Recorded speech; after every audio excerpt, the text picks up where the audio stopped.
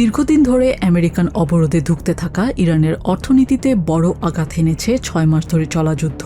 দেশটির স্থানীয় সংবাদ মাধ্যমগুলোর তথ্য অনুযায়ী রবিবার তেহরানের খোলা বাজারে প্রতি ডলার বিক্রি হয়েছে রেকর্ড ২ মিলিয়ন রিয়ালে, যেখানে যুদ্ধ শুরুর আগে $1 ছিল ১.৩ রিয়ালের সমান। ফলে রিয়ালের এই বিশাল বোঝা বহনের পরিবর্তে বাজারে থাকা সীমিত পরিমাণ ডলারই এখন সাধারণ মানুষের ভরসা হয়ে উঠছে।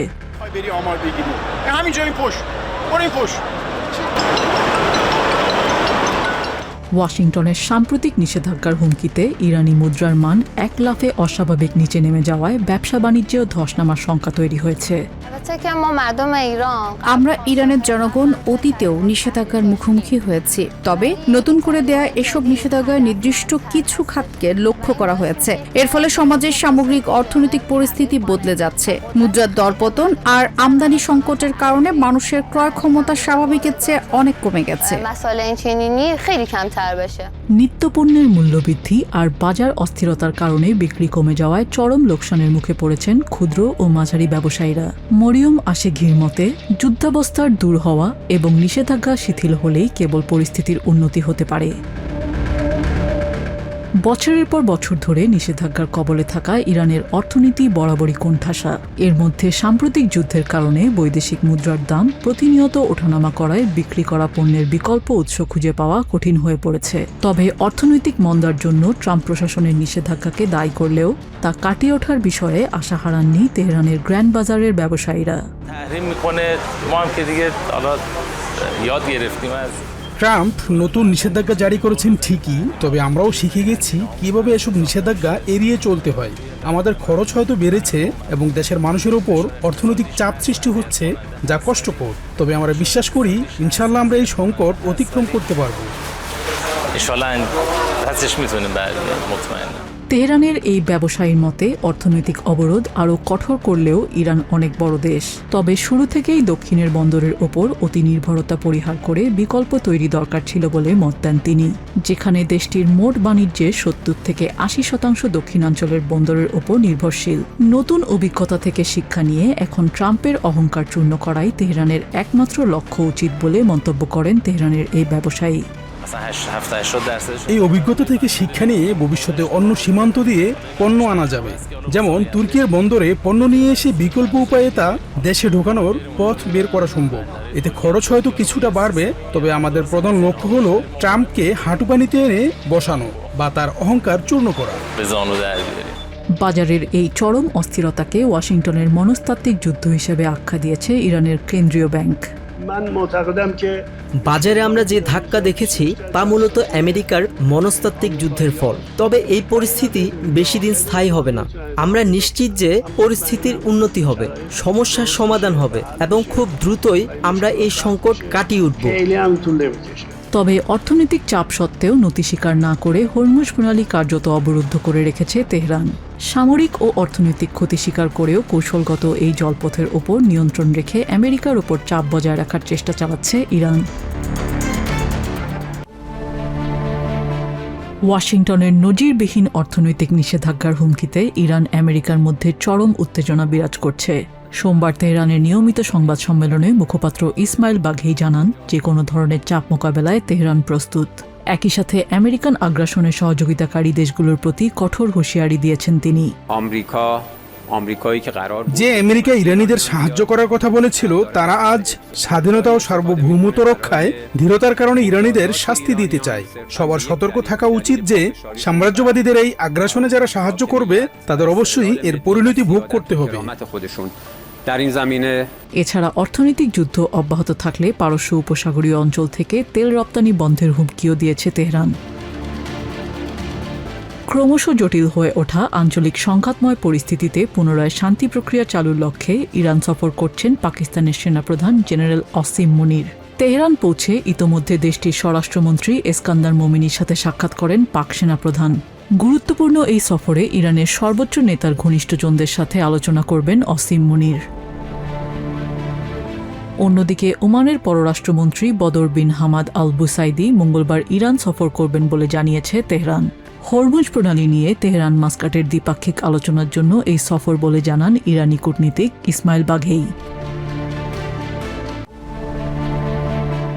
নরওয়ের ব্রেডাব্লিক, ট্যারভিং ও ইগড্রাসিল। এই তিনটি উপকূলীয় তেল ক্ষেত্রের লাইসেন্স বাতিল করে দেওয়া নিম্ন আদালতের রায়কে চ্যালেঞ্জ করেছে নরওয়ে সরকার। 2023 সালে পরিবেশবাদী সংগঠন গ্রিনপিস ও ইয়ং ফ্রেন্ডস অব দ্য আর্থের দায়ের করা মামলায় নিম্ন আদালত জানায় তেল ক্ষেত্রগুলোর পরিবেশগত প্রভাব সঠিকভাবে মূল্যায়ন করা হয়নি। মামলায় 4 দিনের শুনানি শুরুর প্রথম দিনেই সরকারের অ্যাটর্নি জেনারেল সুপ্রিম কোর্টে সরকারের পক্ষে ইতিবাচক রায়ের আশাবাদ ব্যক্ত করেন। I'm quite certain that the government has a good case and that the licenses will be upheld. If they should be overturned, then it will be quite complicated. অন্যদিকে পরিবেশবাদীরা মনে করছেন এই মামলা নরওয়ের সামগ্রিক তেল ও জ্বালানি নীতিতে বড় ধাক্কা দেবে। গ্রিনপিস নরওয়ের প্রধান হেলডিস জেলফ্লাট হেল আশা করেন সুপ্রিম কোর্ট নিম্ন আদালতের রায় বহাল রাখবে। তিনি আরও বলেন, এই রায়ের মাধ্যমে নরওয়েজিয়ান তেল উত্তোলনের কারণে কতটা বরফ গলবে, কত মানুষের ক্ষতি হবে বা কত বনভূমি পুড়বে, রাজনীতিবিদদের সেই হিসাব দিতে হবে। It means that Norwegian politicians will have to actually assess how many lives will be lost, how many forest fires will be created, and how much ice that will melt due to Norwegian oil. Russia Ukraine যুদ্ধ শুরুর পর ইউরোপে প্রাকৃতিক গ্যাসের সবচেয়ে বড় চাহিদা পূরণকারী দেশ হয়ে উঠেছে নরওয়ে। দেশটির মোট রপ্তানি আয়ের প্রায় অর্ধেকই আসে জ্বালানি খাত থেকে, যা এই মামলাটিকে বৈশ্বিক বাজারে অত্যন্ত গুরুত্বপূর্ণ করে তুলেছে। 35তম স্বাধীনতা দিবস উদযাপনের অংশ হিসেবে কিভ সফর করছেন ইউরোপিয়ান কাউন্সিলের প্রেসিডেন্ট অ্যান্তনিও কস্তা এবং ব্রিটিশ প্রধানমন্ত্রী অ্যান্ডি ব্রানহাম সহ পশ্চিমা শীর্ষ নেতারা। এদিন ইউক্রেনিয়ান প্রেসিডেন্ট ভলোদিমির জেলেনস্কি সাফ জানিয়ে দেন, ইউক্রেন শান্তি চায়, কিন্তু কখনোই আগ্রাসনের কাছে আত্মসমর্পণ করবে না। ইউক্রেনিয়ানরা নিজেদের স্বাধীনতা ও সার্বভৌমত্ব রক্ষা করতে দৃঢ় প্রতিজ্ঞ। আমরা অবশ্যই শান্তি চাই, তবে কিভ কোনো অবস্থাতেই রাশিয়ার কাছে নতি স্বীকার করবে না কিংবা নিজেদের ভূখণ্ড ছেড়ে দেবে না। আমরা শেষ মুহূর্ত পর্যন্ত লড়াই চালিয়ে যেতে প্রস্তুত। কিভে এক যৌথ বৈঠকে ব্রিটিশ প্রধানমন্ত্রী অ্যান্ডি ব্রানহাম ঘোষণা দেন, ব্রিটেন ও ফ্রান্স তাদের অত্যাধুনিক স্টর্ম শ্যাডো ক্ষেপণাস্ত্র তৈরির প্রযুক্তি ইউক্রেনের সাথে ভাগ করে নেবে, যাতে ইউক্রেন নিজেই দূরপাল্লার অস্ত্র উৎপাদন করতে পারে। I am pleased to confirm today that I have approved that request and that British and French industry, and we thank President Macron and his colleagues too, that we will now work with Ukraine to take this capability forward. পশ্চিমা মিত্রদের এমন সামরিক সহযোগিতায় তীব্র ক্ষোভ প্রকাশ করেছে Russia. Kremlin মুখপাত্র Dmitry Peskov অভিযোগ করে বলেন, ব্রিটেন ইচ্ছাকৃতভাবে পরিস্থিতি ঘোলাটে করছে এবং শান্তি প্রক্রিয়ায় বাধা সৃষ্টি করছে। সেই সাথে এসব অস্ত্র তৈরির কারখানা লক্ষ্য করে ধ্বংসাত্মক অভিযান চালানোর হুঁশিয়ারিও দিয়েছে মস্কো। আমেরিকা, ব্রিটেন এবং কিভ শাসন ব্যবস্থা নিয়মিতভাবে আগুনে ঘি ঢেলে চলেছে এবং শান্তিপূর্ণ সমাধানের সামান্যতম পথও খোলা রাখছে না। যুদ্ধের এই আবহের মাঝেই রাশিয়ার ক্রাসনাদার অঞ্চলে ইউক্রেনের ড্রোন হামলায় শিশুসহ বেশ কয়েকজন হতাহত হওয়ার খবর পাওয়া গেছে। একই সাথে ওডেসায় রুশ ক্ষেপণাস্ত্র হামলায় বাণিজ্যিক গুদাম ও সুপার স্টোর ক্ষতিগ্রস্ত হয়েছে। পশ্চিমা দেশগুলোর উন্নত সামরিক প্রযুক্তি হস্তান্তরের সিদ্ধান্ত এবং রাশিয়ার পাল্টা হুঁশিয়ারি ইউক্রেন যুদ্ধকে এক নতুন ও অত্যন্ত বিপজ্জনক মোড়ের দিকে নিয়ে যাচ্ছে। টাইফুন নারার প্রভাবে টানা বৃষ্টিতে পানির নিচে তলিয়ে গেছে দক্ষিণ চায়নার গুয়াংশি অঞ্চলের বিশাল এলাকা। চংজু শহর সহ বিভিন্ন জেলায় বাদামি ঘোলা পানিতে ডুবে গেছে বসতবাড়ি, পেট্রোল পাম্প ও রাস্তাঘাট। পরিস্থিতি মোকাবেলায় উদ্ধারকর্মীরা স্পিডবোট নিয়ে বসতবাড়িতে আটকে পড়া বাসিন্দাদের নিরাপদে সরিয়ে নিচ্ছেন। এখন পর্যন্ত প্রায় 54,000 বাসিন্দাকে নিরাপদে সরিয়ে নিয়েছে চাইনিজ প্রশাসন, যার মধ্যে 8,000-এরও বেশি মানুষ ঠাঁই পেয়েছেন জরুরি আশ্রয় কেন্দ্রে। একই টাইফুনের থাবায় লণ্ডভণ্ড ভিয়েতনামের উত্তরাঞ্চলীয় পাহাড়ি এলাকা। টনকিন উপসাগরে অবস্থানের পর উপকূলে আঘাত না হানলেও ঘূর্ণিবায়ুর প্রভাবে টানা বৃষ্টিতে প্লাবিত হয়েছে কয়েকশো হাজার হেক্টর ফসলি জমি। বন্যা ও ভূমিধসে ভিয়েতনামে অন্তত একজনের প্রাণহানি ঘটেছে। বিদ্যুৎহীন হয়ে পড়েছে প্রায় 55,000 পরিবার। পাহাড়ি নদীগুলোর পানি বিপদসীমার উপর দিয়ে প্রবাহিত হওয়ায় হাজার হাজার মানুষকে নিরাপদ আশ্রয়ে সরিয়ে নেওয়া হচ্ছে। অন্যদিকে সাগরে তৈরি হওয়া শক্তিশালী নিম্নচাপের প্রভাবে রেকর্ড পরিমাণ বৃষ্টিতে ভাসছে তাইওয়ানের দক্ষিণাঞ্চল। দোকান ও বাণিজ্যিক প্রতিষ্ঠানে পানি ঢুকে পুরোপুরি অচল হয়ে পড়েছে স্থানীয় ব্যবসা বাণিজ্য, যে কারণে চরম ক্ষতির মুখে পড়েছেন স্থানীয় ব্যবসায়ীরা। আজ সকালে একবার পানি উঠেছিল, দুপুরে আবার ওঠে, আর এখন তৃতীয়বারের মতো পুরো দোকান প্লাবিত হলো। বৃষ্টি আরো বাড়ছে, মনে হচ্ছে পানি আরো ওপর পর্যন্ত উঠে আসবে।